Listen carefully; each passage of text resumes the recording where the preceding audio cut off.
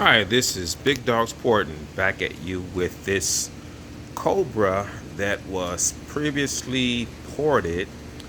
Actually, the owner bought this Cobra and the seller claimed it was professionally ported. We did a before video flowing this when we got it in, and this now received our stage 2 porting on the upper and lower and throttle body tunnel. We always recommend porting the uppers as well as the lowers, and also we tell the customer, regardless of who you have port your manifolds, to get a before and after flow results.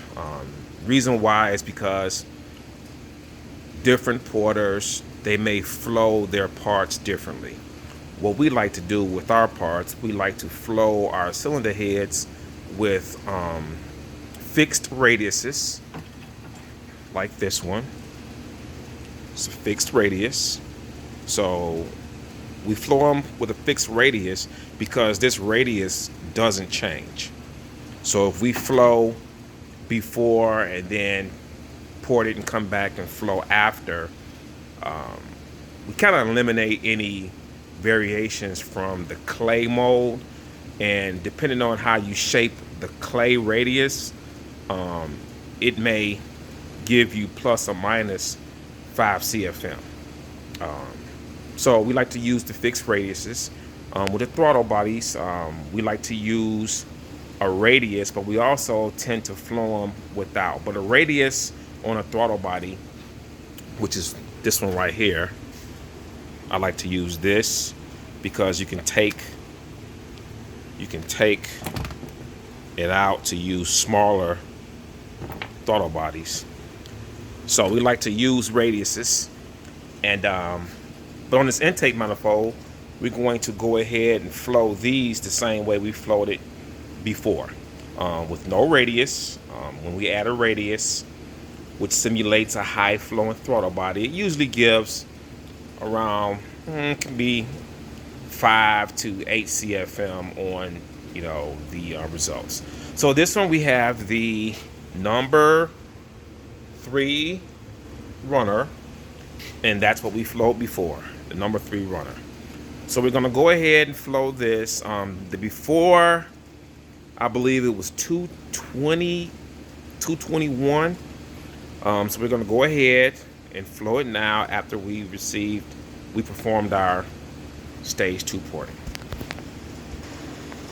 So we have the flow bench set up, zeroed out.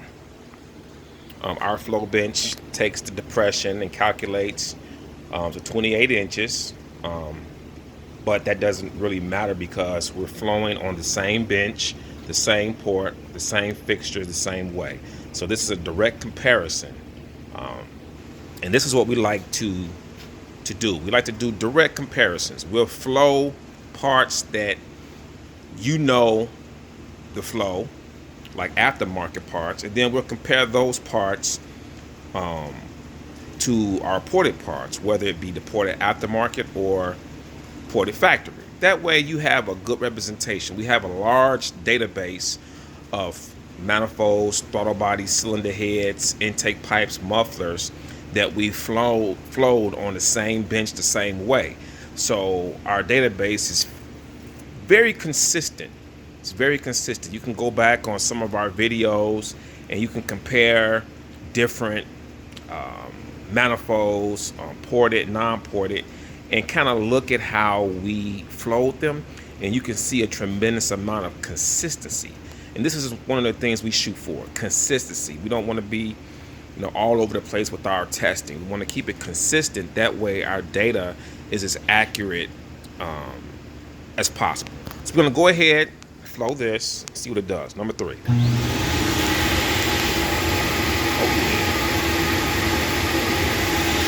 So we're at 273. 273.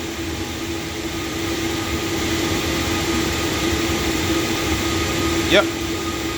Right about should be like 273. 273, 274. So as you see, it is what it is. It is what it is. It's not easy. It's not easy. You know, to get these manifolds to flow like this. And, you know, it's not just removing material. Any porter knows, you know, whether you're a manifold porter, cylinder head porter, whatever. Any porter knows that airflow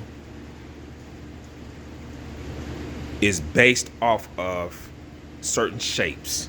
Yeah, your runner size plays a part, but air doesn't move the way you think it does. You know, most people think, well, if I make the hole bigger and, you know, I can get more airflow. Yeah, if you're going in a straight line.